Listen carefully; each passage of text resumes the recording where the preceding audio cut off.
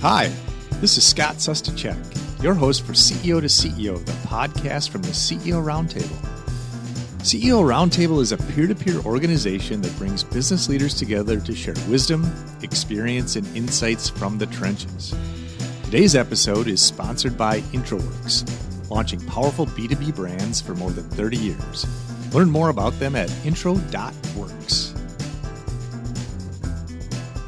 This episode of CEO to CEO as my special guest, Mike Monson, who is CEO of Benson-Orth. Mike, welcome. Well, thanks for that, Scott. I don't know how special I am, but I appreciate that. Today you are extremely special here. So, I've been looking forward to this because we're going to be talking about transitions in a company and in a company that's growing, and how an owner moves from being the integrator and visionary and spinning all the plates to bringing in the talent to help him grow the company, him or her grow the company. And Mike, you've been on I think a really unique path, and I'm glad you're sitting down with us today to share it with our audience. Well, great. Well, thanks for that. The path has been unique in many ways. When I bought Benson-Orth in 2009, I had never had any idea that I'd be sitting here doing a podcast with anybody. Number one. Number two, I bought the business to salvage the company and the employees. So that was my vision at the time. Sometime later on in 2009 is when I joined CEO Roundtable. John Soderberg was nice enough to introduce me to the group. Ever since, the company's grown. We've had some minor setbacks, as anybody does in the business. We became a traction company 4 years ago. And the visionary and the integrator was my role. Now, Todd Lutkin is our integrator, and I'm the true visionary. And the true visionary is something I never anticipated being, because I was always a worker bee. Yeah. Now that we're fully integrated into the traction world, I understand the visionary's role, and it's fun. I'm having a blast. The transition of moving away from the integrator to just visionary has been not challenging in a way, but different. And the difference is you have to think more outside the box. And then the integrator and the rest of the people on your management team have to grasp what you're thinking outside the box. Have to figure out how to make it work in the company. Yeah. Exactly.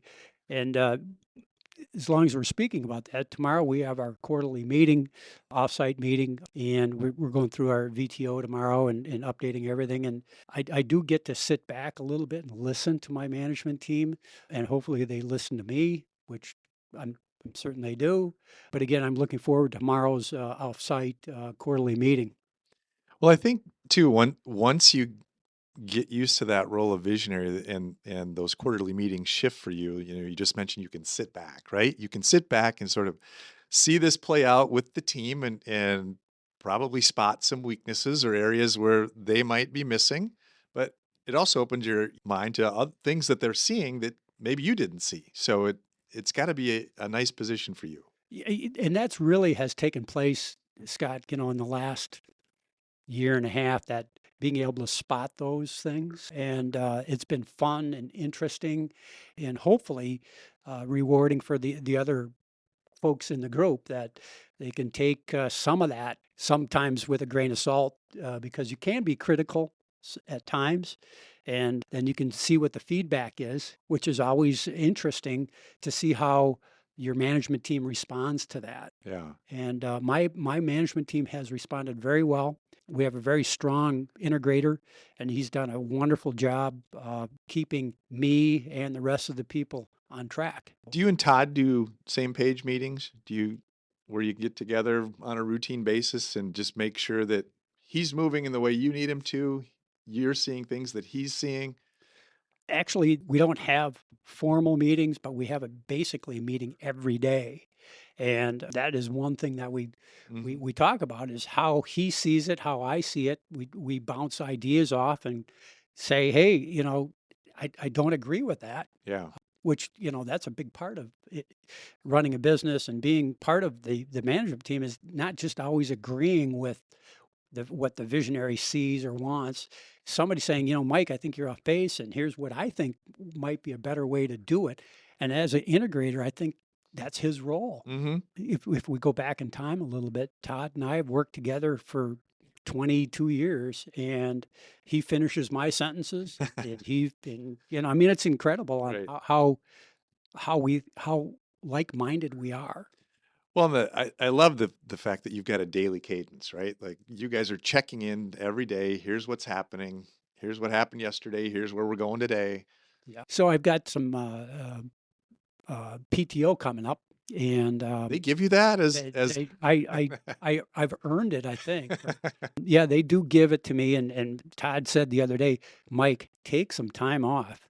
And with that being said, when I'm down in Mexico or we're at my cabin, we still communicate literally every day. Maybe not on the same level that when we're here, yeah, but the operational role of where Todd is at in the integrator position, that's a tough job. yeah. And he wants to bounce things off somebody, Mm-hmm. which again, he's really good at that. He's great at framing the questions. He takes my feedback usually and says, that's great perspective. And I agree a lot of times with what he's saying on his perspective. And generally, we come away with a plan of action, Yeah. at least during that quick meeting on daily. We'll see what tomorrow brings as far as our quarterly, because a lot of stuff happens, as you know, during those meetings. And we've got a full day tomorrow. That'll be fun. Well, so you mentioned the name of CEO Roundtable legend, Johnny Soderberg. So we got to give a shout out to John. Yeah. He is a great guy and been in the CEO Roundtable a long, long time. So very valuable asset. I want to talk, and we've just jumped right into the topic, which has been great, but I want to just give our listeners a little background on you. Long time career in construction, started with your dad as a mason Yes. in his company, in his business. Went to UW Stout, graduated, got a job at Adolphson Peterson. Probably grew up there. Came over to Benson-Orth in '93. Yes. Bought the company in 2009, and it sounds like as a turnaround of something that you said, hey, this needs some help. Yeah, that it wasn't so much a turnaround, but if you recall back in '08, '09, the real estate industry was in trouble. And the guy that actually had bought Benson-Orth from the original owners was a real estate developer. Oh, And he didn't understand. The reason he recruited me to come over and run Benson-Orth because he didn't understand the construction business. He was a real estate guy. okay.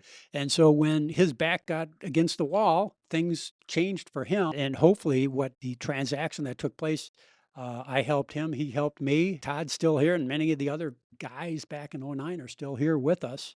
And it's been fun. It's been very rewarding. And again, challenging at the same time. Yeah.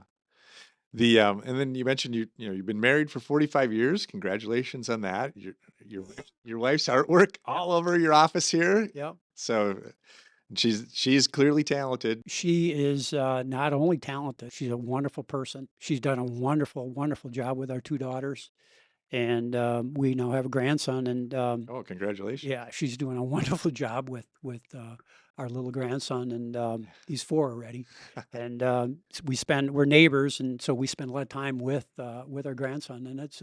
it's a blast. And I tell you, being married for that long, which is not always roses. She's my right hand person.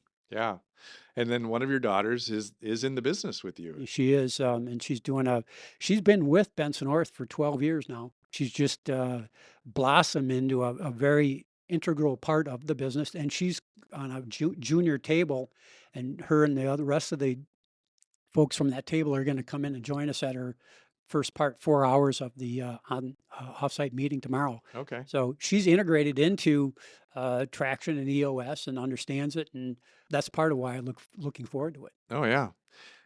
And so I want to roll back to you being visionary and integrator and all rolled into one. And because I've seen so many owners similar to yourself that have struggled to make that move and either have made it in a timely fashion, not invested in that next level of leader, or they made the wrong hire, promoted someone, it didn't work. Either they realized it and made a change, or the person realized it and left. Sure. I've seen a lot of misses with that, right? But you've continued to move through this in a very successful way. You've continued to grow Benson-Orth. What did you mention? You've got 13 projects right now Yeah. underway. I mean, that's a healthy Yeah. backlog of work. And you've continued to build this business, but you also have now shifted from being visionary and integrator to just the visionary. And so it begs the question, at what point did you realize I got to do something different? I can't keep all this going by myself. I need some hat. Well, so the evolution of Benson-Orth and our integrator slash visionary didn't happen overnight. We embarked on this journey starting about 5 years ago. And a quick story about it. We interviewed some facilitators, chose somebody, and then we put it on hold. And not sure why we put it on hold. I think we were in a real growth mode. And anyways, about a year after that, we got back on that journey, re-interviewed and hired the person that is actually our facilitator to this day. So the quick story is that after the first year, I said, guys, this is not working. It's just not working. And so Todd kind of grabbed me by the collar and said, come on, Mike, let's don't jump off the ledge. Let's sit down, Stay, think about this. stay in it with us. And at that time, I realized that he was a much better integrator than I was. Hmm. And that's where we determined I'm the visionary and you're the integrator instead of Mike being both. Mm-hmm. And ever since that day, that time period, we've embarked on a very good, successful component of that. And what that means to me is that by having Todd as the integrator and myself as the visionary, that we've been able to navigate, be nimble, and actually the work that we've got going today, a lot of it in Iowa, a lot of it in Wisconsin, is because of Todd's leadership. Mm-hmm. And I don't want to pat myself on the back, but the visionary piece of that, because I still do a lot of business development, sales, and marketing, has been simultaneously going along with Todd and his operational component of running the business. Yeah. Well, and really finding that rhythm between the two of you and developing that has certainly opened doors for not only each other, but for the company as well. Absolutely. Uh, as you've put this together and you and Todd are developing your roles and he's building a leadership team, from your perspective, what's been the biggest challenge that you've faced in doing this? Probably rapid growth back 4 or 5 years ago. We just were on a tear and grew way, way, way too fast. Okay. And if I would encourage anybody that's listening, that rapid growth is it's hard on an organization, and it was very hard on us. And that's when we saw the light to get going with traction and EOS, is that we needed to figure out how to control the growth, how to control the revenue. As we moved quickly before we got involved in it, I mean, we were throwing stuff at the wall to see what would stick instead of actually having a plan. Sure. And that's really the eye-opening thing about Todd's role, my role, and the rest of the management team, is that we all have places that we need to be within those roles. And part of that is to benchmark that revenue, how quickly we grow, how many projects we take, how many people do we hire, how many people do we interview. We're always looking at a resource to make sure that the work that we're pursuing we can actually accomplish, which we didn't do before. Yeah. We actually would just take the work because it was the thing to do. My mind is sign up as much work as we can. We'll figure out how to get it done. Right. That didn't work. Where we're at today is a lot better feeling for the company, for the employees, and I think primarily for our customers, because they see that we're really physically looking at our resource all the time to make sure that we can accomplish what we've promised to accomplish for them. Mm-hmm. Yeah, and I think that, being more selective and learning how to say no, right? To things Yeah, that, okay, that's not in our wheelhouse. We're not going to do that. right. But it allows you then to focus on the more important clients that are going to help you build your business over the long haul. Yeah, it's hard to say no, especially from a guy that is sales driven. You do have to just look at things, take a step back and look at what you have in front of you as far as resource to deliver what the owners envision. Hmm. If the core values don't match with theirs and ours, there's an issue there. And we say no a lot more than we ever have. Yeah. And so as you think about our audience, and you probably have other people on your roundtable or people that you know that are trying to make decisions around, gosh, I've been the visionary and the integrator. Uh, I think it's time for me to think about something different. Where do they start? Like, as you think about your journey, what would you say to someone who says, "Hey, I'm thinking about this. What should I think about?" Well, so a couple of things. My journey is a succession of where do we take the company? What's the next step in that? But as far as taking a step back and looking at people that are contemplating the EOS Traction journey about integrator versus visionary and your management team, that is extremely important to the success of Hmm. not only the people on your management team, but the success of the rest of the company. Hmm. And I would suggest that people examine that who's on your management team, who are the people in the seats, are they in the right seats? We made a major blunder when we started out our management team. We were grooming a person, and he was ready to come on the management team. Instead of him saying, "Yep, I start next Monday," he handed in his resignation. So my point by bringing that up, Scott, is the fact of the matter is that we didn't see it properly. But what it teaches you, and what we know now, is that he had fear about being held accountable, Mm. and the accountability is paramount to the success of the management team, to the success of your company. And obviously, people fire themselves when they realize these guys are going to hold me accountable to these roles. And that's what I would encourage people to do, is examine more of that before they make those decisions. Yeah, and you've really given us some rich insight into this whole integrator visionary and making that transition from, the way you communicate with Todd to who are the people on the bus, who are the people around the table helping you make those decisions. So I want to switch gears on you now a little Sure. bit and talk about the CEO Roundtable. Okay. Uh, and I'd like to just throw this out to say, as you use your roundtable to put ideas off of, sound things against, what's been the biggest issue they've helped you dive into? Um, it's really hard to pick one because they've been so. Uh, this table that I'm on is just it's not only supportive when it comes to business, but so supportive when it comes to family and your personal life. Mm-hmm. And if anything, I think it's been examining you to the core and helping and asking their help about guidance in that way. Mm-hmm. I think business is a little bit more specific versus your family and your personal. And I think what the folks on my table have really given me, I'll say that it's been a gift from them. They've been supportive in those ways. And as we talked about, I've been married for 45 years, and it's not all peachy all the time. And the support you get, because everybody's in the same boat.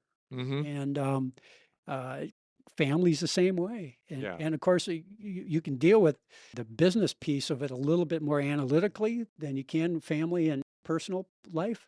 So I think that's really the biggest thing. That I'm not sure if that's apropos to the question you asked, but that's how I feel about my table and what they bring. And hopefully I bring similar things to them. Well, yeah, and I think you're highlighting something that I think I've seen that members of the roundtable really gain from, especially businesses like yours, where your family is involved, right? And that becomes an aspect of the business, right? And so Yeah. how do you navigate that? And so it having that kind of sounding board and people who have been in similar situations, seen similar situations, has to be invaluable for you. Yeah, it really has been. And going back to the shout out to John Soderberg, is Yeah. that He and I knew each other way before CEO Roundtable, and John knew me, knows my family, brother, sister, mom, dad. Guys like that can look at you and look you in the eye and separate Mike Monson from the business versus Mike Monson from the family man and the personal side of it. Yeah. And again, I think there's a lot of people in CEO Roundtable like John, like myself, that really understand that it's not all about just business. Yeah. And again, I think that's part of the whole roundtable concept that Absolutely. can bring that value to you. And so now I've got 3 questions for you that'll help our listeners get to know you a little bit better. What's your favorite movie? Oh, geez. Little side note, maybe it's that. So Nobody is my favorite movie. My nephew was in it, had some friends that wrote it. Oh, I invested in it. So Nobody's my favorite movie. okay. Again, a personal connection, It right? does, yeah.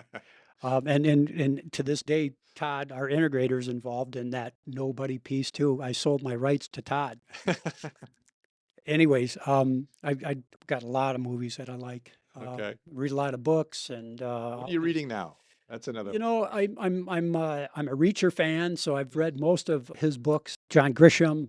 I've got a new book on my table over here that's called the Get 10%. Okay. It's about meditation and about personal healing and whatnot. I'm anxious to read that. I literally have about 4 or 5 books going at a time. Yeah. And then the last question, what's your bucket list concert? There's a poster on the wall from the Peach Festival. I live and die by the jam band era. And Okay. I love Warren Haynes and Government Mule. I've seen him several times, but I'd like to go back out to the Peach Fest one more time. All right. Well, this has been fantastic, Mike. Thank you for sharing, your journey from, visionary and integrator to now being visionary at Benson-Orth, the growth you've had. I think it's been really insightful for our audience. So thank you. Well, thanks for having me. This was really fun. Let's do it again. All right. All right.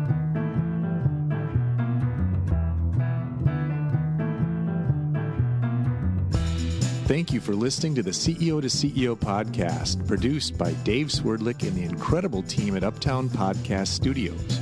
You can find them at uptownpodcast.com. Be certain to subscribe so you don't miss an episode with more CEO wisdom highlighting experience and insights from the trenches. If you enjoyed this podcast, please leave us a review and share with others. If you are a Minnesota-based business leader who would like to learn more about being part of a peer advisory roundtable, check us out at ceo-roundtable.org.